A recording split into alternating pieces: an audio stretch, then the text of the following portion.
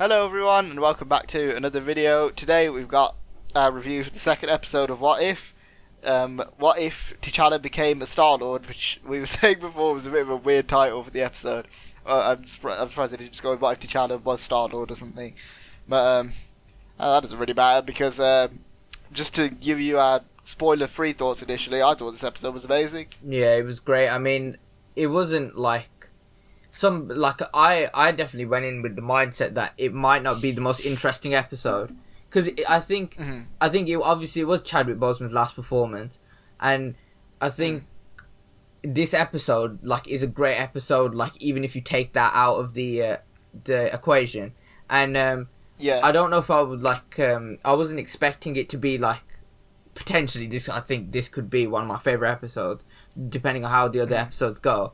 But this was really, really good in my opinion. The way that it was, I think the animation looked a lot, even though it was the same thing, I think it worked with the more space theme and your purples, your blues, all that. And I think it was definitely way better pace. And I think that was mainly down to the fact that they didn't try and replicate Guardians of the Galaxy 1, with T'Challa.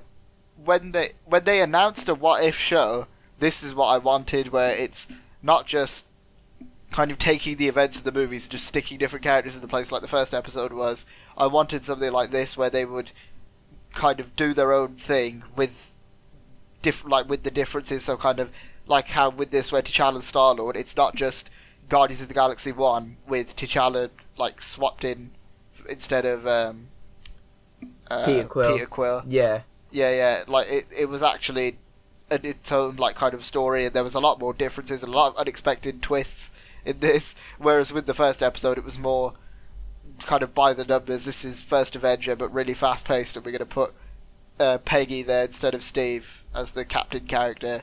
And there were a few other slight differences. With this, it was completely different, especially what they did with one of the characters, which was sometimes funny to me. I don't know if that was intentional or not, but it was pretty funny. It was great. I think it was great, yeah. Yeah, and in a way, even though it wasn't intended to be this, I kind of think it's a somewhat, even though I know this isn't his last episode, but because this is kind of his main episode, it's in some ways a fitting tribute to Chadwick Boseman, which I'll get to in a bit with the spoiler thing.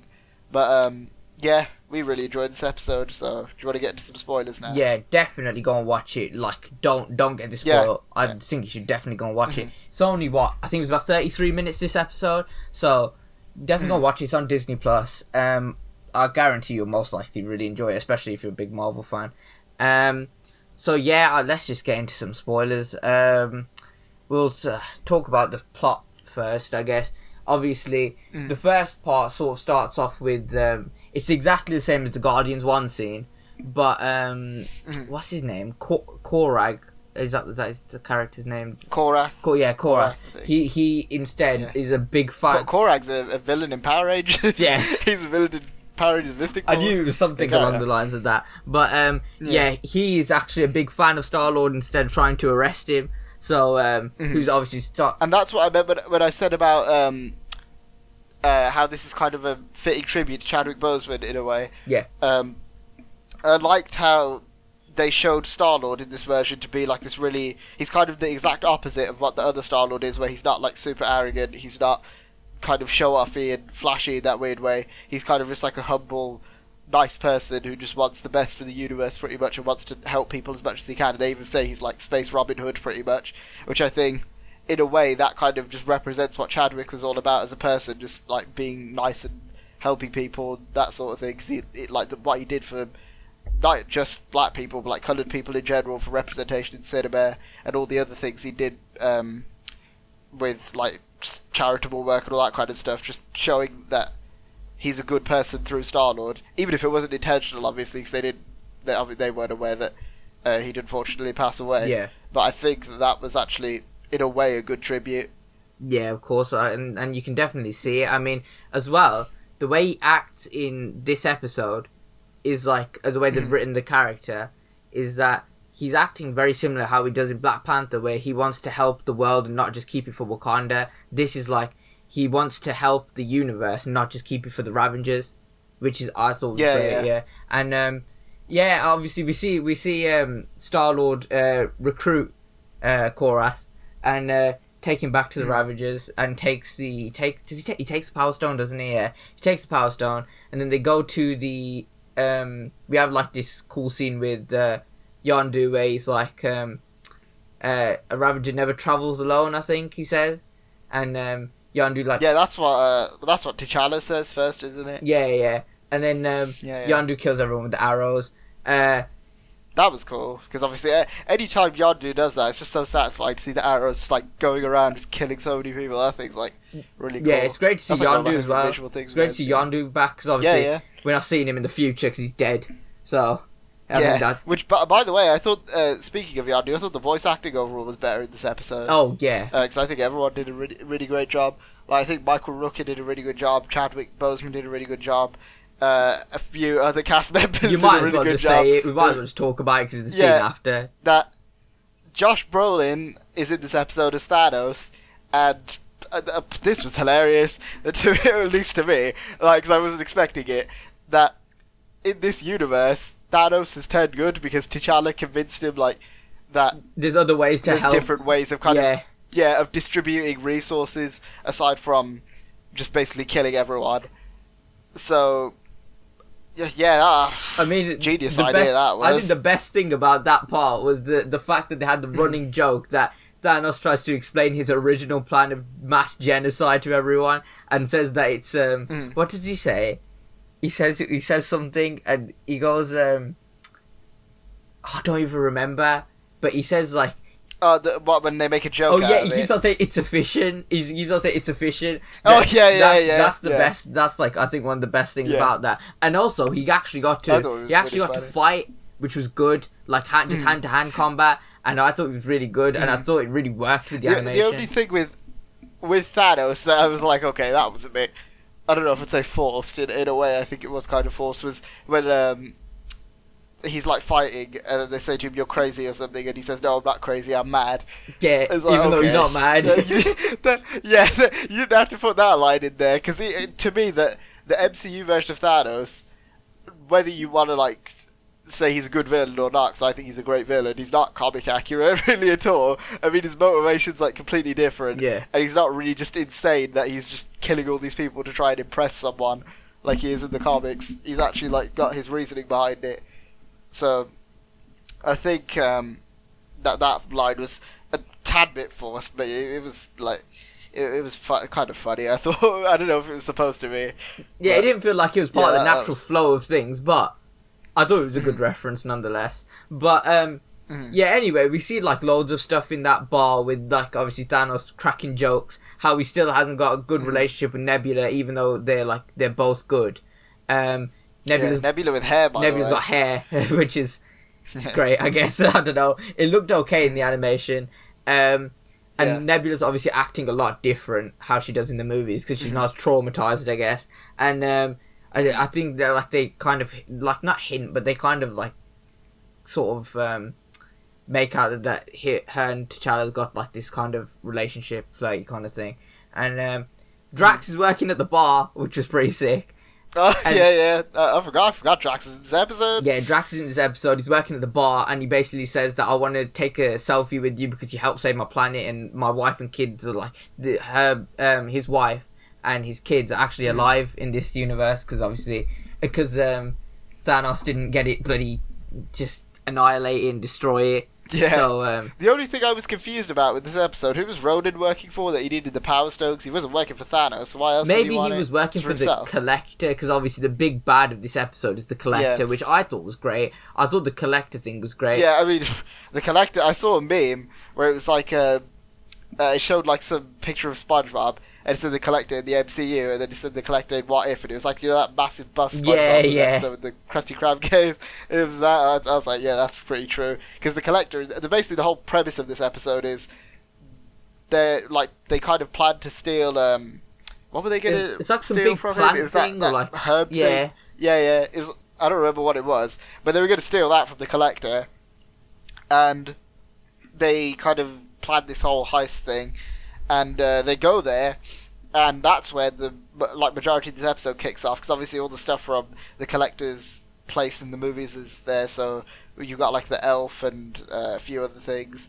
Another thing, I don't know why I forgot to mention this earlier. Taserface was with the Ravagers in this version, that was pretty funny. I didn't even realise that, I'm pretty sure he was definitely in the episode. Yeah, he was. I think he was. Yeah. Yeah, which was pretty cool. But they go to that place, and obviously all the stuff the collector's there. And also Howard the Duck, he was there, still voiced by Seth Green. Yeah, and cool. He actually gets more to do in this than he does in the whole MCU. So.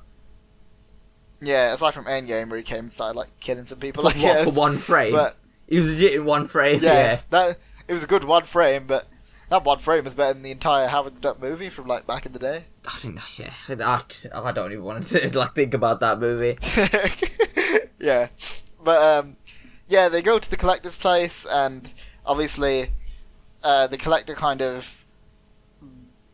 He doesn't really work out what they're doing. It's kind of part of the plan, because obviously Nebula kind of gets all of them arrested. Star-Lord. I was gonna say Black Panther, but I remember he's not Black Panther in this version. I'll just call him T'Challa. Yeah, she gets T'Challa and Yondu and all them arrested, and they kind of have this heart-to-heart moment also where T'Challa discovers that his home wasn't destroyed because Yondu told him that Wakanda was destroyed.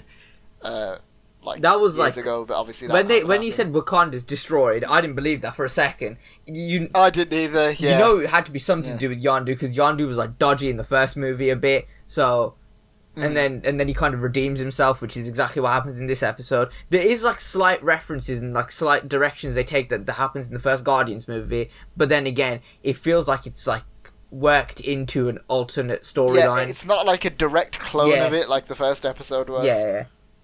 But I thought the part with the ship from obviously Wakanda's there, and then the hologram of his dad, who obviously isn't killed in this timeline, and then he was still voiced by John Carney, right? The actor who played. Yeah, it sounded like it. But I thought that was all really good. And by the way, this Wakandan ship can fly in space, which is. Kind of mind-blowing if you think about it.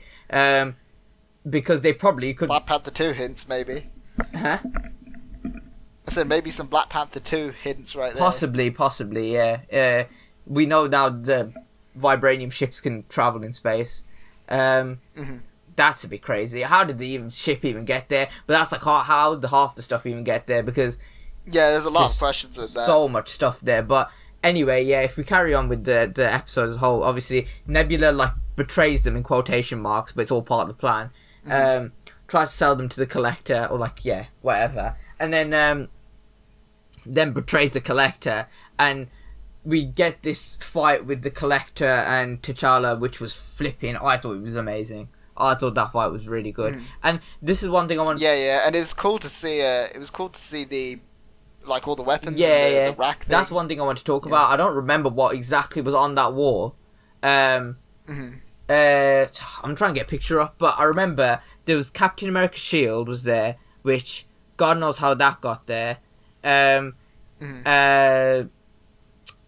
the main thing, which is used in the episode, is Hela's what's it called? Crown. Crown. And I don't know how this got there. I don't know how this timeline works out. Because why is Hela dead? I don't understand how Mjolnir got there. That was the main one. Yeah. How was that just hanging on the wall? Who picked that up and put it there? Surely the Collector's not worthy. He's kind of dodgy.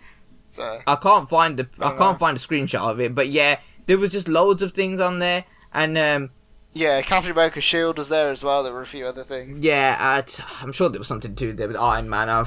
I'm not 100% sure, but if the MCU's involved, there's definitely something to do with Iron Man. That's the golden rule for the MCU. Yeah, that's true. So there was loads of stuff there. So there was loads of Easter eggs there, which was pretty cool. Obviously, it's a bit weird how they got there, because that probably can't be easily explained. But that's more questions to ponder, I guess. But I don't know. Ponder the question. What if? There you go. They're asking you to ponder questions. Yeah, there's some questions for you to ponder. I mean, and then then Yondu comes, they fight, Collector's flipping hench, just starts beating the crap out of him. Yeah. I mean, that's really good. I thought that was pretty sick, how the Collector, is different, and he's just not a little bloody weirdo, how he is in the normal MCU. Also, this is at the same time as when Thanos is fighting, was it Cull Obsidian he was fighting? Yeah, that was The Black Orders, like all the because they Black work Orders for the working for the Collector. So I'm guessing he's basically like Thanos then in that sort of timeline. But I guess so. Yeah, he didn't have an Infinity Gauntlet, but aside from that, he was pretty much the same. there was no one for the Infinity Gauntlet. That random plant thing was a bit weird because they wanted to use it to revive dying stars to like save planets and stuff. But I don't know. That was weird. Did they shove it inside someone's mouth and then it like started growing It out? was of a them? Cull Who's that? Obsidian, and he turns into like a That was it, beanstalk. yeah. Yeah, when Thanos is like getting beat up. Yeah. And Nebula does it, and then they escape basically the whole crew there, and then.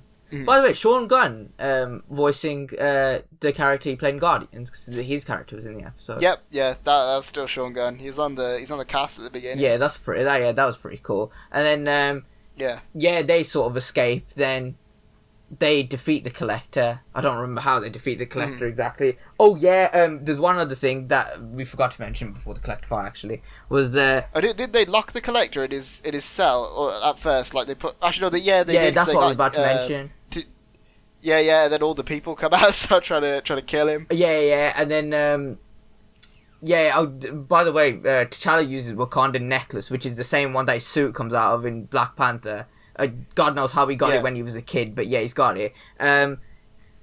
He used that to break out the thing, because obviously vibranium. And then his I don't remember what her name is. It's Catalina or something. The one. The pig lady. Yeah, it's something like that. Yeah. I know. I think Catalina's the Windows 10 assistant, but I don't know. No, that's Cortana. That's named after Cortana from Halo. Yeah, I'm not sure. And then Catalina's the thing with Apple. There's something to do with Apple that's called that, I think. I don't know, something to do with AI. But anyway, it's his pink assistant, the one that's basically enslaved. It says, "Oi, you just give me the gauntlet thing." That uses that thing that he uses on his wrist to like trigger loads of things off. His bracelet. Yeah, his bracelet thing. She basically gives it to T'Challa. T'Challa uses it to like free all the prisoners to just go and attack him. And she's like, "Why did you betray me?" And then he's like, "Why did you betray me?" to her. And then I don't know what she says. She's got a gun to his back. And then that's pretty much it. She basically says to T'Challa like, "Thanks for like giving me an opportunity to be free." And then T'Challa and Yondu get in the Wakandan spaceship, and then they leave. What's the big Celestial's head called? Nowhere. Is that what it's called? Yeah. They leave Nowhere, because Nowhere's in this episode as well. I forgot to mention that. And and then they go back to Wakanda. T'Challa goes back to Wakanda from the first time when he was a kid, and that was pretty cool to see like all of them interacting. But Thanos is in the same bloody room as bloody King T'Chaka, which is flipping. I never. No, what was that line that T'Chaka says to T'Challa as well about the stars, and say that he like burns the brightest of them all or something like that? Was that taken from something? I don't think so, but it was a good line, so I just wanted to point it out. I don't remember. That was a good line. The only thing I remember about that is the Thanos bit. Thanos basically stole a bit of thunder this episode, I guess, because the stuff with him was great. I mean, he was talking to Hasbro needs to make a Marvel Legends of him, man. I do want them to make that, because that would be pretty sick. I mean, I think he was talking to one of the Dora Milaje at the end. I think he's trying to explain his plan. Yeah, he was. Yeah, and then Yondu talks to T'Chaka and says like, what did he say? I don't even remember what he says, but there's like, that was like really good, that whole scene.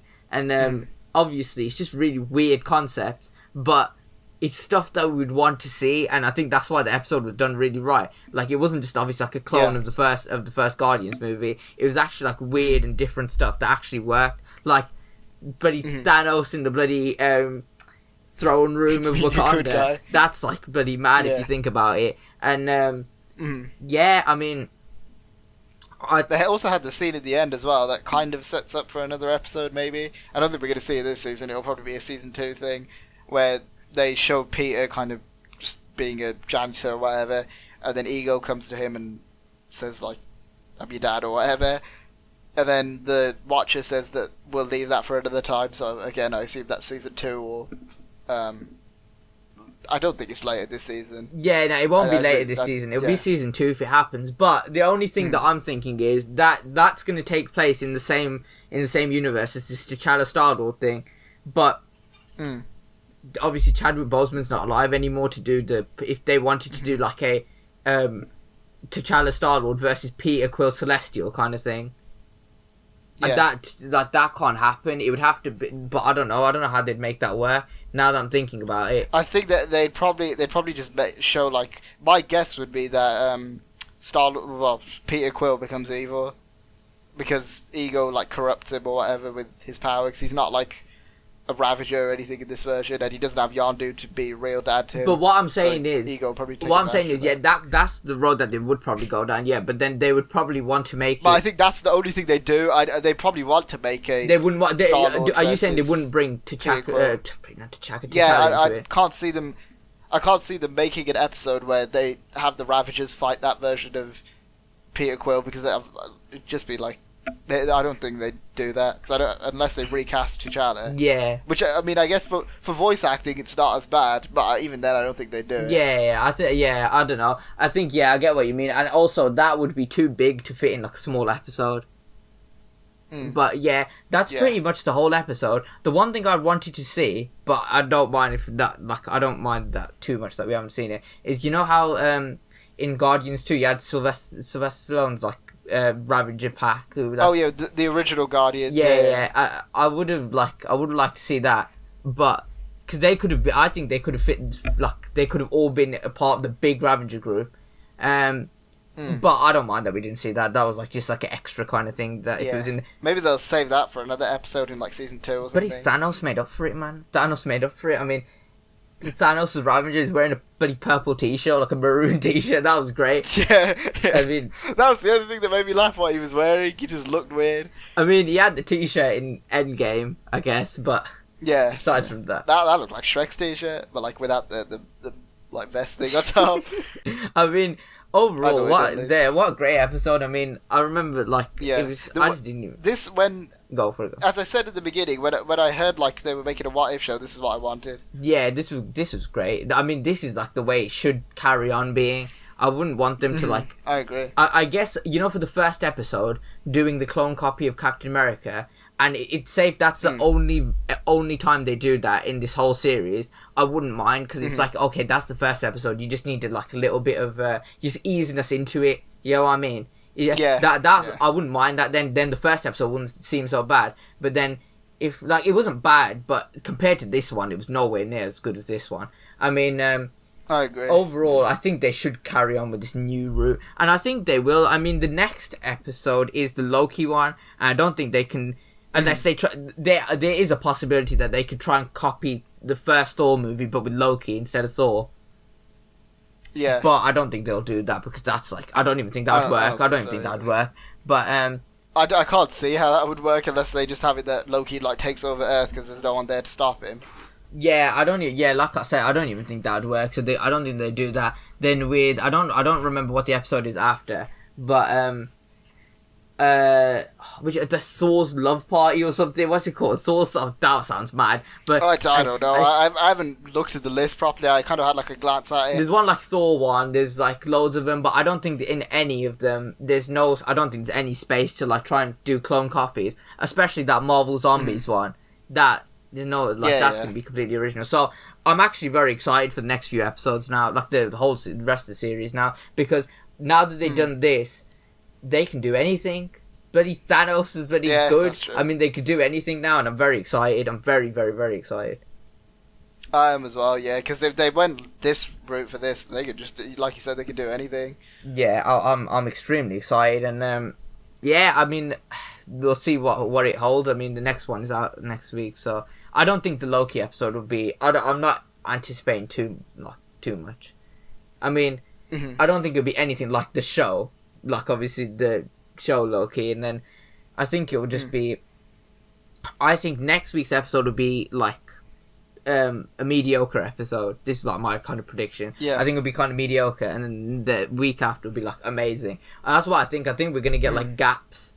I don't think it'll be consistent, which is one thing I'm kind of worried about. But I hope it is. I hope from here. From here on out, it just keeps the level that the T'Challa episode is set. Yeah. But that's all I really have to say, to be fair. Same. So if you guys saw this episode of What If, Be sure to let us know what you guys thought about it in the comments below.